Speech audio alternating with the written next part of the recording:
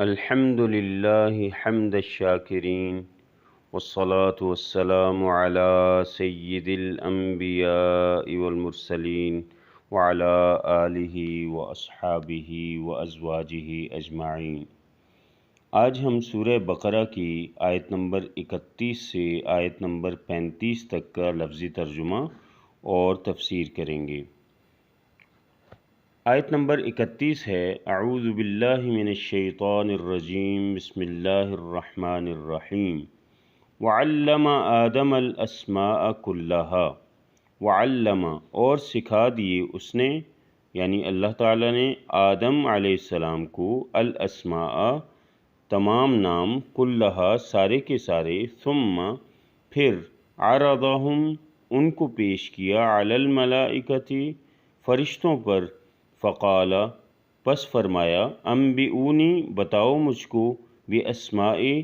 ان چیزوں کے ناموں کے ساتھ ہؤلاء ان چیزوں کے ناموں کے ساتھ ان کنتم صادقین اگر تم تھے سچے۔ اس کی تفسیر میں جو علم آدم الاسماء یہاں اس بات کا بیان ہو رہا ہے کہ اللہ تعالیٰ نے ایک خاص طور پر فرشتوں کے سامنے حضرت آدم علیہ السلام کی فضیلت ظاہر کی۔ یہ واقعہ فرشتوں کے سجدہ کرنے کے بعد کا ہے، لیکن اللہ کی جو حکمت آپ کے پیدا کرنے میں تھی اس کا علم فرشتوں کو اس وقت تک نہیں تھا، سو انہوں نے اعتراض کیا کہ یا اللہ یہ تو جنات جو تھے انسانوں سے پہلے زمین پہ بستے تھے تو یہ تو انہی کی طرح دنگا فساد کریں گے۔ تو پھر اللہ رب العزت نے حضرت آدم علیہ السلام کو تمام چیزوں کے نام سکھائے۔ یہاں سے معلم یعنی سکھانے والا وہ اس کائنات میں سب سے پہلے اللہ تعالیٰ کی ذات خود ہیں، اور پھر اس نے انبیاء علیہ السلام کو بھی تعلیم کا شعبہ عطا فرمایا اور معلم بنایا، حتیٰ کہ نبی آخر الزماں حضرت محمد مصطفیٰ احمد مجتبیٰ حضرت محمد صلی اللہ علیہ وآلہ وسلم نے بھی ارشاد فرمایا کہ انما بعثت معلما، مجھے بھی اللہ تعالیٰ نے معلم بنا کر بھیجا یعنی سکھانے والا۔ یعنی حضرت آدم علیہ السلام کو ان کی تمام اولاد کے نام سکھائے گئے، تمام جانوروں کے، زمین آسمان پہاڑوں کے، تری کے، خشکی کے، برتنوں کے، چرند پرند کے، فرشتوں کے، تاروں کے، سیاروں کے، ہر چیز کا نام جو ہے ان کو بتا دیا گیا، اور یہ اس لیے کیا گیا تاکہ فرشتوں کو یہ احساس ہو کہ اللہ تعالیٰ نے اس کو خاص علم عطا فرمایا ہے اور ان پر اس کے علم کی دھاک بیٹھ جائے۔ یہاں پہ ایک حدیث جو ہے وہ ضرور ذکر کروں گا جو بخاری شریف کی روایت ہے کہ رسول اللہ صلی اللہ علیہ وآلہ وسلم فرماتے ہیں کہ ایمان والے قیامت کے دن جمع ہوں گے اور کہیں گے کہ اللہ تعالیٰ نے اس دن کی ہولناکی اور اس دن کی جو عذاب ہے اس سے کیسے چھٹکارا پائیں کہ انبیاء علیہ السلام کو کہتے ہیں کہ وہ ہماری سفارش کریں اللہ تعالیٰ سے کہ وہ حساب کتاب شروع فرما دیں اور ہمیں کچھ راحت ہو۔ تو سارے مل کر جائیں گے حضرت آدم علیہ السلام کے پاس اور ان سے کہیں گے کہ دیکھیے آپ ہم سب کے باپ ہیں، اللہ تعالیٰ نے آپ کو اپنے ہاتھ سے پیدا کیا، دست قدرت سے پیدا کیا اور اپنے فرشتوں سے آپ کو سجدہ کروایا اور پھر آپ کو تمام چیزوں کے نام سکھائے۔ تو اس حدیث پاک میں یہ بات بھی جو ہے وہ وضاحت کے ساتھ بیان کر دی گئی کہ تمام چیزوں کے نام سکھائے۔ تو پھر یوں کہیں گے کہ آپ اللہ تعالیٰ کے سامنے ہماری سفارش لے جائیں تاکہ ہمیں راحت ہو۔ حضرت آدم علیہ السلام یہ سن کر جواب دیں گے کہ دیکھو مجھے تو اپنا وہ گناہ یاد آتا ہے جو جنت میں نے کیا تھا، تو میں تو اللہ تعالیٰ سے تمہاری سفارش نہیں کر سکتا، تم نوح علیہ السلام کے پاس چلے جاؤ۔ تو جب نوح علیہ السلام کے پاس جائیں گے تو وہ بھی یہی جواب دیں گے اور کہیں گے کہ دیکھو میں نے تو اپنے بیٹے کے لیے جو ہے وہ اللہ تعالیٰ سے سوال کیا تھا، حالانکہ میرا بیٹا جو ہے وہ نافرمان تھا، تو تم ایسے کرو حضرت ابراہیم علیہ السلام کے پاس جاؤ۔ تو یہ سب حضرت ابراہیم علیہ السلام کے پاس جائیں گے تو وہاں سے بھی جو ہے اسی طرح کا جواب ملے گا کہ میں سفارش نہیں کر سکتا۔ تو پھر موسیٰ علیہ السلام کے پاس آئیں گے تو موسیٰ علیہ السلام کو کہیں گے کہ دیکھیں آپ وہ ہیں جس سے اللہ نے کلام کیا اور جنہیں اللہ نے تورات عطا فرمائی۔ تو حضرت موسیٰ علیہ السلام بھی کہیں گے کہ نہیں بھائی میں تو سفارش نہیں کر سکتا، تم حضرت عیسیٰ علیہ السلام کے پاس چلے جاؤ۔ تو حضرت عیسیٰ علیہ السلام کے پاس جائیں گے تو وہ کہیں گے کہ نہیں بھائی میں بھی آپ کا جو مسئلہ ہے وہ اللہ کے حضور پیش نہیں کر سکتا، تو تم محمد الرسول اللہ صلی اللہ علیہ وآلہ وسلم کے پاس چلے جاؤ، جن کے تمام اگلے پچھلے گناہ اگر ہوں بھی تو اللہ نے بخش دیے۔ اب وہ سارے کے سارے حضرت محمد صلی اللہ علیہ وسلم کے پاس آئیں گے، اور حضور اکرم صلی اللہ علیہ وسلم اپنے دامن رحمت میں سب کو سمیٹ لیں گے اور کہیں گے کہ ہاں میں اپنے رب سے اجازت طلب کروں گا، مجھے اجازت دے دی جائے تو میں اپنے رب کو دیکھتے ہی سجدے میں گر پڑوں گا، جب تک اللہ تعالیٰ کو منظور ہوگا میں سجدے میں ہی پڑا رہوں گا۔ پھر آواز آئے گی کہ سر اٹھائیے، سوال کیجئے، شفاعت کیجئے، آپ کی شفاعت قبول کی جائے گی۔ تو پھر میں اپنا سر اٹھاؤں گا اور اللہ تعالیٰ کی وہ تعریفیں بیان کروں گا جو اسی وقت اللہ تعالیٰ مجھے سکھائیں گے۔ پھر میں شفاعت کروں گا، میرے لیے حد مقرر کر دی جائے گی، میں انہیں جنت میں پہنچا کر پھر آؤں گا، پھر اپنے رب کو دیکھ کر اسی طرح سجدہ میں گر جاؤں گا، پھر سفارش کروں گا، پھر میرے لیے حد مقرر ہوگی، انہیں بھی جنت میں پہنچا کے تیسری مرتبہ پھر آؤں گا، پھر چوتھی مرتبہ ضرور آؤں گا، یہاں تک کہ جہنم میں صرف وہی رہ جائیں گے جنہیں قرآن نے روک رکھا ہو اور جن کے لیے جہنم واجب ہو گئی ہو، یعنی شرک اور کفر کرنے والے۔ یہ مسلم شریف میں بھی روایت ہے اور نسائی شریف میں بھی ہے، ابن ماجہ میں بھی ہے، اس کو حدیث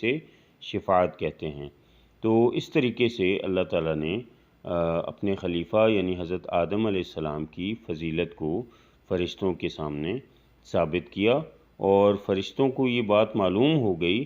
کہ ان انسانوں میں صرف فساد کرنے والے نہیں ہیں، بلکہ اللہ تعالیٰ کے بہت پیارے پیارے انسان اور بہت پیارے پیارے محبت کرنے والے، اللہ کے لیے اپنی جانیں قربان کرنے والے، اللہ کے لیے اپنے جذبات قربان کرنے والے انسان بھی ہیں۔ قالوا سبحانک لا علم لنا الا ما علمتنا انک انت العلیم الحکیم، آیت نمبر 32۔ قالو انہوں نے کہا، سبحانک پاک ہے تو، لا نہیں، علم کوئی علم، لنا ہمارے لیے، الا مگر، ما جو، علمتنا سکھایا آپ نے ہم کو، انک بے شک آپ، انت آپ ہی، العلیم بہت جاننے والے ہیں، الحکیم بہت حکمت والے ہیں۔ یہاں پر بھی مختصراً یہ کہ فرشتوں نے عرض کیا کہ اے اللہ تیری ذات ہی ہر نقص سے پاک ہے، پاک ہے تیری ذات ہر نقص سے، ہمیں تو کچھ علم نہیں مگر وہی کہ جو آپ نے ہمیں سکھایا ہے، بے شک آپ ہی سب کچھ جاننے والے ہیں۔ یہاں فرشتوں کو چونکہ آدم علیہ السلام کی فضیلت کھل کے سامنے آ گئی تھی، اس لیے انہوں نے اللہ تعالیٰ کے سامنے ان کی فضیلت کو تسلیم کر لیا۔ اور پھر اللہ رب العزت نے ارشاد فرمایا، قال یا آدم، فرمایا اے آدم علیہ السلام، انبئہم بتا دیجئے ان کو، بے اسمائہم نام ان کے، فلما پس جب، انبأہم آدم علیہ السلام نے بتا دیے ان کو، بے اسمائہم ان کے نام، قال فرمایا، علم کیا نہیں، اقل میں نے کہا تھا، لکم تمہارے لیے، انی بے شک میں، اعلم جانتا ہوں، غیب السماوات والارض، غیب کہتے ہیں اندیکھی چیز کو، بھید کو، راز کو، السماوات آسمانوں کے، والارض اور زمین کے، وَأَعْلَمُ اور میں جانتا ہوں، ما جو کچھ، تبدون تم ظاہر کرتے ہو، وما اور جو کچھ، کنتم تم تکتمون چھپاتے ہو۔ جی تو یہاں بھی فرشتوں نے یہ کہا کہ ان کو تو تمام کے تمام اللہ تعالیٰ نے نام سکھلا دیے ہیں، انہوں نے آدم علیہ السلام نے اللہ تعالیٰ کے سکھائے ہوئے تمام ناموں کو ان کے سامنے بیان کر دیا۔ تو اس طرح سے اللہ تعالیٰ نے ایک تو فرشتوں پر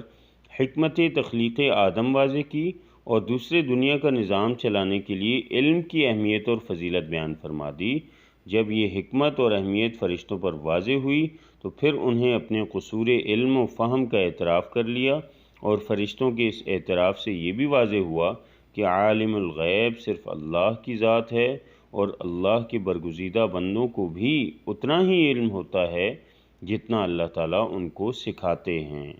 اللہ تعالیٰ نہ سکھائیں تو انسان کی یہ طاقت نہیں ہے کہ وہ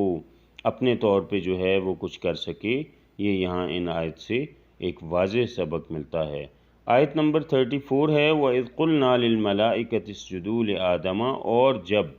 قلنا کہا ہم نے للملائکۃ فرشتوں سے اسجدوا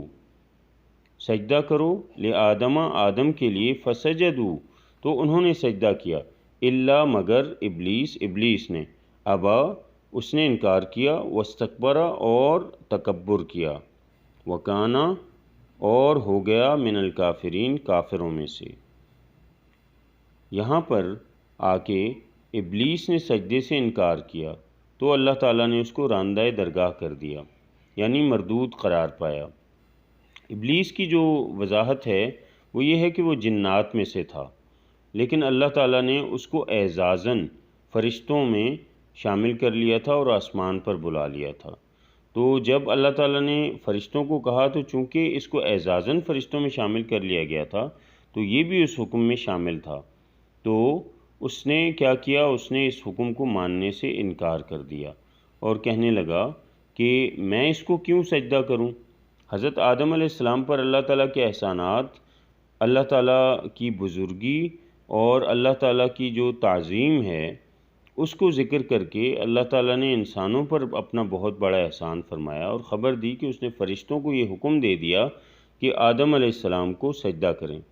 تو یہاں جو سجدہ تھا، یہ سجدہ جو ہے اس سجدے کو کیا کہتے ہیں؟ اس سجدہ کو سجدہ تعظیمی کہتے ہیں۔ اس کی تفصیل میں آگے بیان کروں گا۔ شیطان جو تھا اس کا نام تھا ابلیس، اور یہ جو ہے یہ آگ کے شعلوں سے پیدا ہوا تھا، ٹھیک ہے، اور اللہ تعالیٰ نے اس کو زمین پر بھیجا، لیکن زمین پر جنات جو تھے وہ فساد اور خون ریزی کرتے تھے، تو اللہ پاک نے ابلیس کو اس کی عبادت کی وجہ سے فرشتوں میں بلا لیا، اور جب یہ تمام فرشتوں کا سردار بن بیٹھا اپنی عبادت کی وجہ سے، تو پھر اللہ رب العزت نے ایک دن حکم کیا کہ آدم علیہ السلام کو میں خلیفہ بنا رہا ہوں تو اس کو سجدہ کرو۔ تو شیطان نے کیا کہا؟ شیطان نے کہا کہ میں آدم کو سجدہ نہیں کروں گا۔ کیوں نہیں کروں گا؟ کہنے لگا کہ میں تو اس سے قوی ہوں، میں تو اس سے مضبوط ہوں، میں تو آگ سے بنا ہوں اور آگ مٹی سے طاقتور ہوتی ہے۔ تو اس کے انکار پر اللہ تعالیٰ نے اسے اپنی رحمت سے نا امید کیا اور اسی لیے اسے شیطان کہا گیا۔ اور پھر